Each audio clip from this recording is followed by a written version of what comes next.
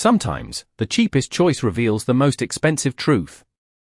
The soft hum of quiet conversations floated through the restaurant, blending with the faint clink of silverware against porcelain, warm amber lights casting a glow over polished marble tables where every dish looked like a piece of art worth more than most people's hourly wage, and yet at table 12, a man sat alone in a simple dark jacket that didn't quite belong in a place like this, his posture relaxed but observant, as if he were watching everything without wanting to be seen. Ethan Carter scanned the menu slowly, his expression unreadable, pausing just long enough at the bottom corner where the smallest price sat almost hidden, $9.99, before closing it with quiet certainty. Across the room, Lily Harper adjusted the strap of her apron, her fingers brushing over the faint crease where she had folded it too many times, her shoes slightly worn from double shifts.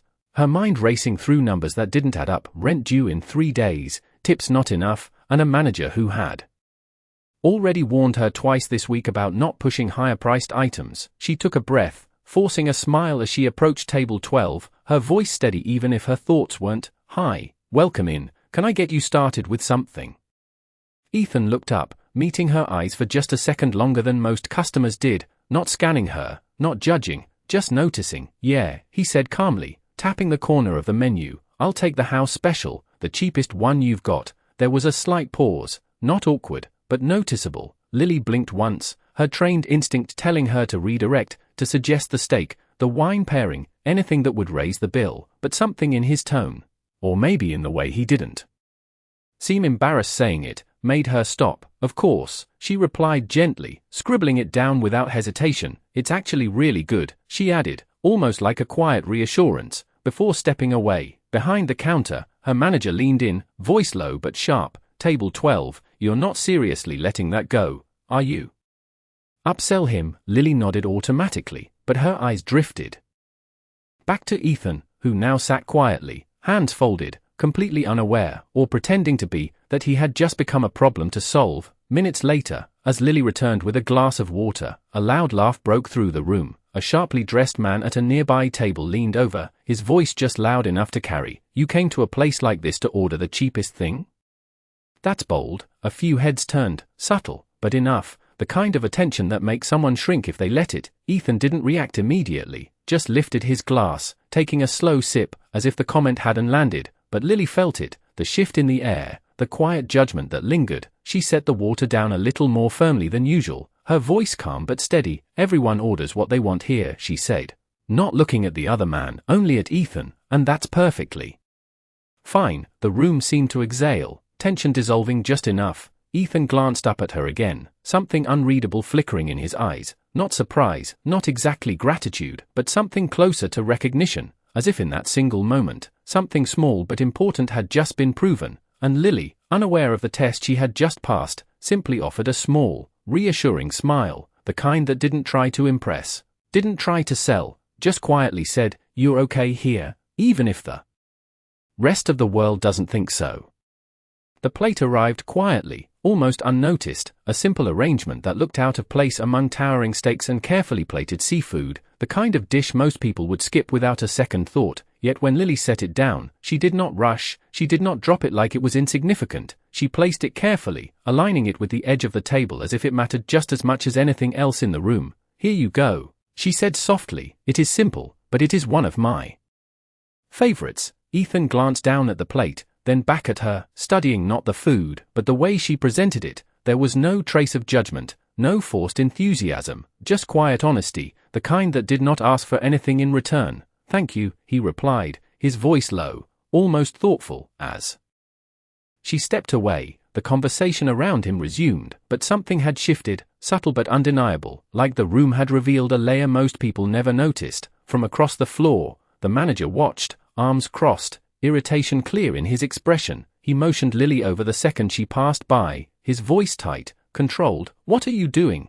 Lily? That table is a loss. You are supposed to guide customers, not agree with them." Lily kept her tone even, though her fingers tightened slightly around her notepad. "He knows what he wants," she said simply. The manager leaned closer, lowering his voice further. "People like that do not come here to order cheap food unless they are trying to take advantage. You push the specials. That is your job." Lily nodded again, but her eyes flicked back to Ethan, who now took a slow bite, not rushed, not embarrassed, just present, as if the moment was enough. "I understand," she said quietly, though something in her tone suggested she was not going to change. Minutes passed, and the restaurant settled into its rhythm again, orders moving, glasses refilled, laughter rising and falling like a tide, until Lily returned to check on him. "How is everything?" she asked, her voice softer this time, less rehearsed. Ethan set his fork down, meeting her eyes. "It is good," he said, then after a brief pause, "better than expected." Lily smiled faintly, the kind that reached her eyes without effort.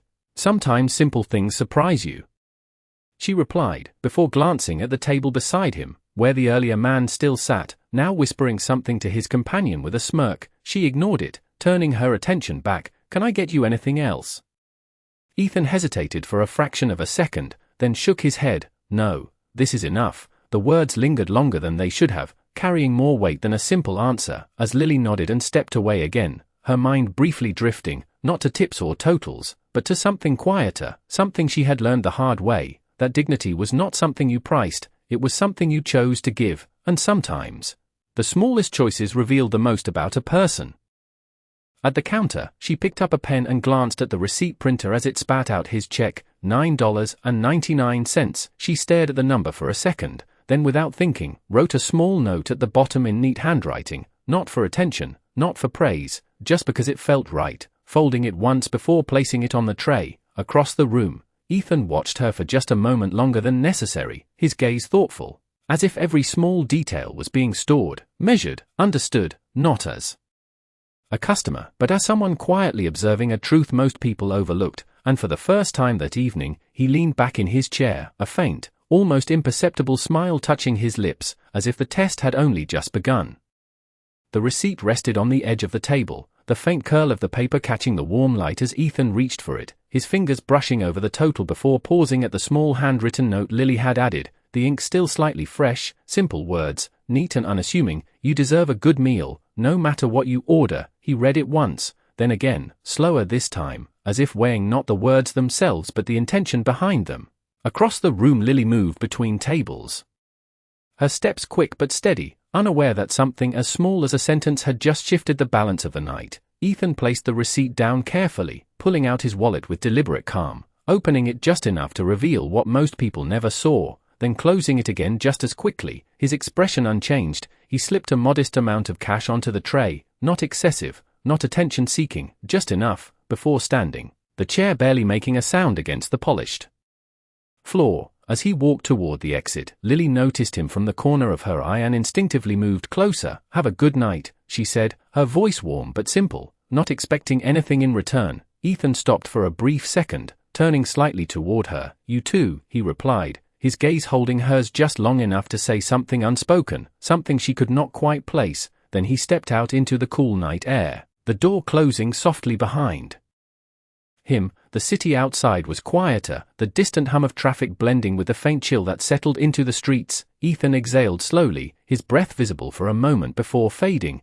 his expression shifting, not into satisfaction, but into something more thoughtful, more calculated, as if the evening had confirmed something he had been searching for. Back inside, Lily returned to the table, collecting the tray, her fingers brushing over the cash he had left. She counted it quickly, then paused, a small crease forming between her brows. It was enough to cover the bill, but barely more. No extra, no generosity by the restaurant's usual standards. She did not look disappointed, just thoughtful, as if trying to understand something she had not expected to question. Behind her, the manager appeared again, his tone sharp with quiet frustration. "I told you, Lily, this is exactly what happens when you do not push." He gestured subtly toward the table. "You waste time on the wrong customers." Lily did not respond immediately, her eyes still on the receipt, on the note she had written. Then she folded it carefully, placing it into her apron pocket instead of throwing it away. "Not every customer is wrong," she said quietly, her voice steady. The manager let out a short breath, clearly unimpressed. "You cannot build a future on that kind of thinking," he muttered before walking off, leaving her standing there for a moment longer than necessary. As the night moved on, orders continued, dishes clinked, conversations flowed, but Lily felt something linger beneath it all, not regret, not exactly, but a quiet question she could not shake. Hours later, as the restaurant began to empty and the lights dimmed slightly, she stepped outside for a brief moment, the cool air brushing against her face. She reached into her pocket, pulling out the folded receipt, opening it again under the streetlight. Reading her own words as if they had been written by someone else, she shook her head softly, almost smiling at herself, before tucking it back away, unaware that across the street, partially hidden in the shadows, a black car idled silently, and inside, Ethan sat watching the restaurant entrance, his eyes calm, focused, not on the building, but on her, as if the night was not over yet, as if the real test had only just begun.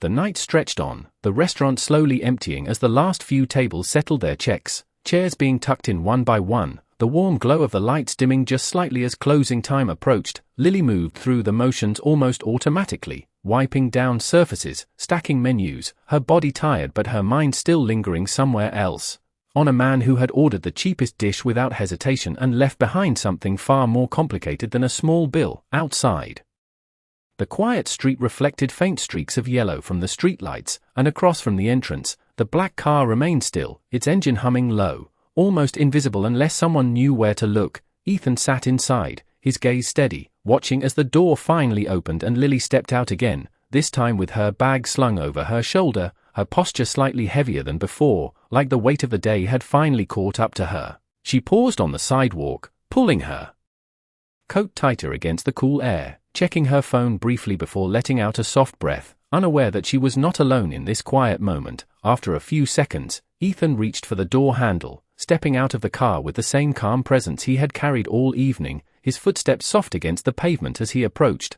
not too fast, not too slow, giving her enough space to notice him without feeling cornered. Lily looked up at the sound, her eyes narrowing slightly in recognition before softening. "Oh," she said, a hint of surprise slipping through. "You are still here." Ethan offered a small, almost apologetic smile. "I guess I was not ready to leave yet." There was a brief pause, not uncomfortable, just uncertain, like both of them were deciding whether this moment mattered. Lily shifted her weight slightly, her hand tightening around the strap of her bag. "Did you forget something?" she asked lightly, though her tone carried a quiet curiosity. Ethan shook his head, his gaze steady. "No, I just wanted to ask you something." Lily hesitated, then nodded once. "Okay." He glanced at the restaurant behind her for a moment, then back at her. "Why did you do it?" he asked simply, his voice calm but direct. "Why did you treat me the way you did when everyone else clearly thought I did not belong there?" The question hung in the air, heavier than it sounded.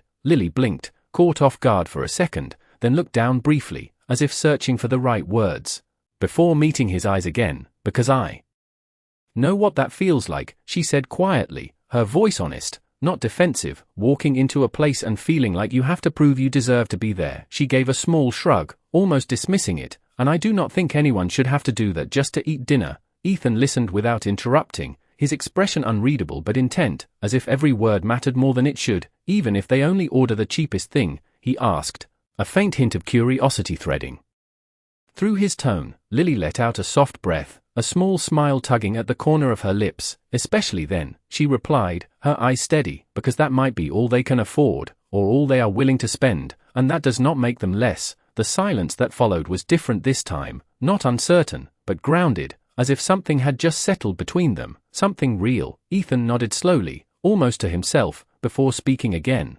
"You did not try to sell me anything." Lily shook her head lightly. "That is not why I am there," she said, then added after a beat, "At least, not why I stay." Ethan's gaze softened slightly, though the thought behind it remained sharp, calculated, as if a decision was forming. "That is rare," he said quietly. Lily gave a small, almost tired laugh. "No, it is just not profitable," she replied, glancing back toward the restaurant for a second before looking at him again.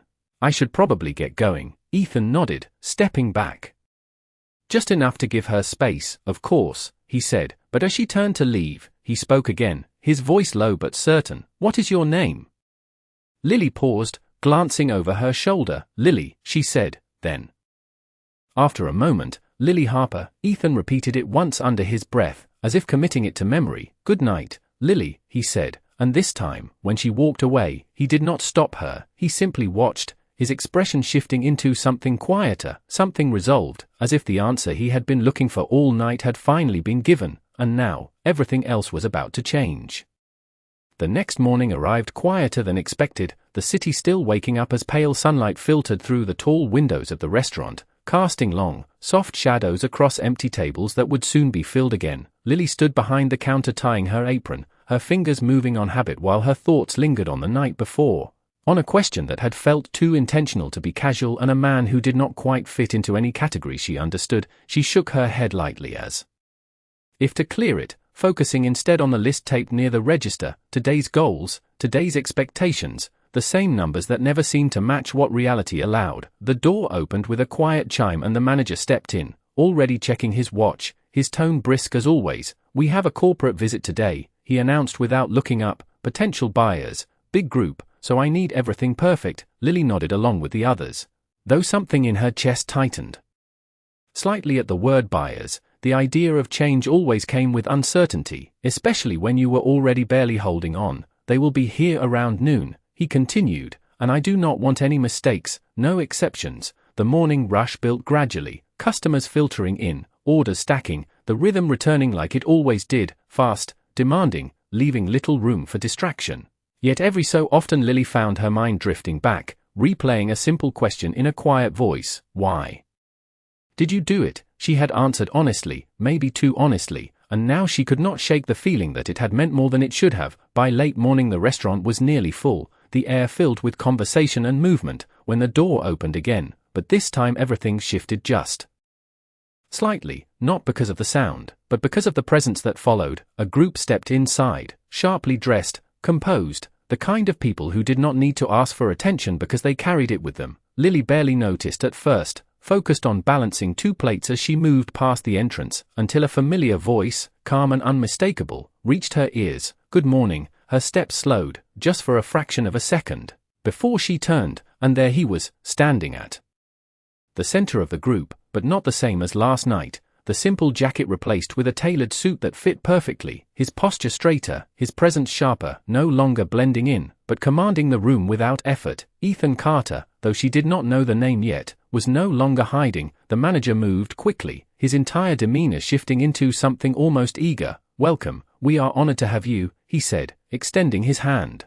His voice suddenly polished, respectful in a way Lily had never heard directed at her almost customers. Ethan shook his hand briefly, his gaze already scanning the room, not searching for approval, but for something specific, and then it landed on her. Lily felt it before she fully understood it, that same steady look, unchanged from the night before, as if nothing about her had shifted in his eyes even though everything about him had changed. Her grip tightened slightly on the plate she carried, confusion flickering across her expression as the pieces began to align in a way she had not expected. The cheapest dish, the quiet questions, the calm confidence that had not matched the situation, and now this. The realization did not come all at once, but it came fast enough to leave her momentarily still, while the rest of the room seemed to move around her, unaware that something far more significant than a business meeting had just entered the space. Ethan took a step forward, not toward the manager, not toward the table being prepared, but toward her, his voice calm, measured, carrying just enough to be heard without needing to raise it. "Good to see you again, Lily." And in that moment, the test was no longer hidden, it was standing in the open, waiting for its truth to be faced. For a moment, the entire room seemed to tilt, not visibly, not dramatically, but just enough for Lily to feel it in the way her breath caught and her hands paused mid-motion. The plates she carried suddenly heavier than they should have been. She set them down carefully on the nearest table, forcing her fingers to steady as her mind tried to catch up with what her eyes were already seeing. The man who had sat quietly the night before, ordering the cheapest item without a trace of embarrassment, now stood surrounded by executives, his presence commanding attention without asking for it, and somehow, that contrast made everything sharper, clearer, almost unsettling. "Good to see you again, Lily," Ethan repeated, his tone unchanged, as if nothing about him had shifted, as if he had always been exactly this person. Lily blinked once, then again, grounding herself before responding. "You too," she said, though her voice carried a faint edge of disbelief she could not quite hide. The manager stepped forward quickly, sensing something he did not fully understand but eager to maintain control. "You have met before?" he asked, his tone carefully neutral but his eyes flicking between them. Ethan gave a small nod, his gaze still on Lily. "We had dinner here last night," he said simply, the words landing heavier than they sounded, because now they meant something entirely different. The manager's posture shifted instantly, a flicker of realization passing through his expression. followed by something closer to concern. "I see," he replied, straightening his tie slightly. "Well, we are ready for you and your team whenever you are." Ethan did not move right away. Instead, he glanced briefly at the dining room, then back at Lily. "Actually," he said calmly, "I would like her to serve our table." The request was simple, but the effect was immediate. The manager hesitated, just for a fraction of a second, before forcing a polite smile. "Of course," he said quickly, though. The tension in his voice betrayed him. Lily felt the shift instantly, not just in the room, but in the way she was now being looked at, not as a waitress moving through her shift, but as someone suddenly placed under a different kind of spotlight. She nodded once, professional instinct taking over even as questions pressed against the back of her mind. "Right this way," she said, leading them to the largest table near the window, her steps measured, controlled, though her thoughts were anything but. As the group settled in, menus opened, conversations began, but beneath it all, there was a current that only she and Ethan seemed to feel. Something unspoken, something waiting. She moved through the motions, taking orders, answering questions, her voice steady, her actions precise, yet every so often, her eyes would meet his, and each time, she saw the same thing, not arrogance, not amusement, but something quieter, something almost certain, as if he had already decided something she had not yet been told. When she finished writing down the last order, she paused for a moment, just long enough to ask the question that had been building since he walked in, her voice low enough to stay between them. "So this was a test," she said, not accusing, but not entirely neutral either. Ethan held her gaze, unflinching. "Not at first," he replied honestly, then after a brief pause, "but it became one." Lily absorbed that, her expression tightening slightly, not in anger, but in something closer to disappointment. "And I passed," she said quietly. Ethan nodded once. "You did." The simplicity of his answer did not soften it. If anything, it made it heavier, because now the truth was clear. The kindness she had given freely had been measured, evaluated, turned into something else, something she had never agreed to. Lily straightened slightly, her grip tightening around her notepad. "I should get your order in," she said, her tone returning to professional distance, but the warmth from the night before no longer there. As she turned to walk away, Ethan watched her go, his expression shifting for the first time, not into regret, but into recognition, as if he understood exactly what had just been lost, and what it might take to earn it back. The rhythm of the restaurant continued, but something beneath it had shifted. Subtle yet undeniable, like a note slightly out of tune that only a few could hear. Lily moved between tables with practiced precision, delivering plates, refilling glasses, her posture straight, her expression composed, yet the warmth that once softened her presence had been carefully folded away, replaced with something more guarded, more deliberate. At the large table near the window, Ethan's team spoke in low, focused tones, discussing numbers, projections, possibilities, but Ethan himself was quieter now, his attention drifting more often than not toward Lily as she worked, observing not her efficiency, but the way she carried herself despite what had just been revealed, the distance she had created without a word, and the dignity she refused to compromise even now. The manager hovered nearby, his energy tense, overly attentive, stepping in too quickly, speaking too carefully, as if trying to correct a mistake he had not yet been accused of. When the first course was served, Lily placed each dish with the same care as before, her movement steady, her voice polite, but when she reached Ethan, there was a slight pause, almost imperceptible, before she set his plate down. "Enjoy," she said, her tone neutral, professional, and nothing more. Ethan looked at the dish for a moment, then up at her, as if recognizing the difference not in what she said, but in what she no longer gave freely. "Thank you," he replied, but this time, the words felt heavier, as if they carried something unspoken beneath them. As the meal progressed, the conversation at the table shifted toward the purpose of their visit. One of the executives leaned forward, glancing around the restaurant with a critical eye. "The location has potential," he said, his voice measured, "but the service model needs refinement." The manager nodded quickly, eager to agree. "Absolutely. We are already implementing changes to improve efficiency and increase revenue," he added, his gaze briefly flicking toward Lily before returning to the table. "We have also been encouraging our staff to focus more on upselling and maximizing each customer interaction." The words hung in the air, pointed without being direct.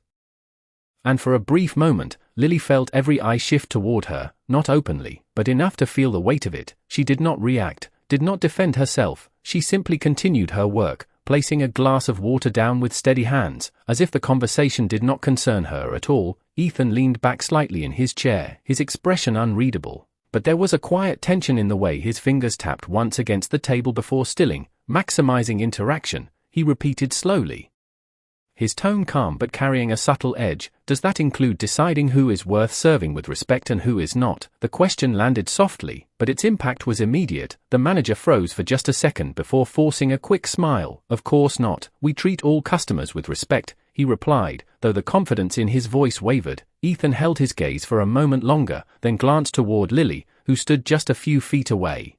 Her posture unchanged, her expression calm, but her eyes sharp, aware. "That is good to hear," Ethan said quietly, before picking up his fork. The conversation moved on, but the tension did not fully dissolve. It lingered, subtle but present, like a line that had been drawn without anyone needing to acknowledge it. As the final course was served, Lily moved with the same quiet precision, finishing her duties without hesitation, without mistake, and without seeking approval. When the table began to settle their discussion, the manager leaned in again, his voice lower now, almost cautious. "We hope to continue this conversation in a more formal setting," he said, "perhaps finalize details soon." Ethan nodded once, his attention shifting briefly back to Lily, who had stepped away to collect a tray, then back to the manager. "Yes," he said simply, "we will," but there was something in his tone that suggested the decision had already been made, just not in the way anyone else expected. And as Lily carried the last tray toward the kitchen, she could feel it, the shift in direction, the quiet turning of something she could not yet see, but somehow already understood would change everything. The final moment of the meeting did not end with applause or excitement, but with something far more powerful, a quiet certainty that settled into the room like a decision already made. Ethan placed his glass down slowly, his gaze moving from the executives around him to the manager standing stiffly nearby, and then finally to Lily, who had just stepped out of the kitchen with a tray in her hands. Unaware that everything was about to shift again, one of the executives cleared his throat, leaning forward slightly. "So, Ethan, should we proceed with the acquisition as discussed?" The question was simple, expected, routine, but the answer that followed was anything but. Ethan did not respond immediately. Instead he stood, adjusting his jacket with a calm precision that drew every eye in the room toward him. The low hum of conversation around them faded, replaced by a subtle tension that no one could quite explain. "No," he said finally, his voice even, controlled, yet carrying enough weight to silence the table completely. The manager's expression faltered, confusion flickering across his face. "I am sorry," he asked, as if he had misheard. Ethan turned slightly, his posture relaxed but his presence unmistakably firm. "We will not be moving forward with the acquisition as it stands," he said, his tone leaving no room for interpretation. The executives exchanged quick glances, surprised but silent, trusting that there was more behind the decision than what had been said. The manager stepped forward, his composure slipping just enough to reveal the urgency beneath. "If there are concerns, we can address them. We are more than willing to make adjustments," he said quickly, his voice tight. Ethan regarded him for a moment, not with anger, not with disdain, but with a quiet clarity that made the difference between them unmistakable. "There is a concern," he replied, his gaze steady, "but it is not about the menu, or the layout, or the numbers." He paused briefly, allowing the weight of his words to settle before continuing. "It is about how you define value." The room remained still, every word landing with deliberate precision. The manager forced a small, uneasy smile. "We value our customers," he said, though the statement sounded rehearsed even to himself. Ethan's expression did not change, but his eyes shifted slightly, drawing attention without pointing directly. "Do you?" he asked quietly, then added, "or do you only value the ones who spend enough to meet your expectations?" The question lingered, unanswered, because there was no answer that could undo what had already been shown. Lily stood a few steps away, the tray still in her hands, her eyes fixed on the scene unfolding before her, not fully understanding the implications yet, but feeling the shift all the same. Ethan took a slow breath, then turned back toward his team, his voice returning to its calm, decisive tone. "We will proceed under a different condition," he said, the words drawing immediate attention. The manager straightened slightly, hope flickering across his face. "Of course," he replied quickly. "What would you like to change?" Ethan did not look at him this time. Instead his gaze settled on Lily, steady, intentional. "The condition is simple," he said. "The people who understand the value of dignity should be the ones shaping the future of this place." The meaning was clear. Even before it was fully spoken, the manager's expression tightened, confusion giving way to something closer to realization. Lily's breath caught slightly, her grip on the tray tightening just enough to feel it, as Ethan took a step forward, closing the distance between them. His voice lowering, but no less certain. "You said yesterday that no one should have to prove they deserve to be here," he said, his eyes meeting hers. "I agree." The room seemed to hold its breath, suspended in a moment that felt both fragile and irreversible, because what came next would not just change the restaurant, it would change everything about how it was seen, and who it truly belonged to.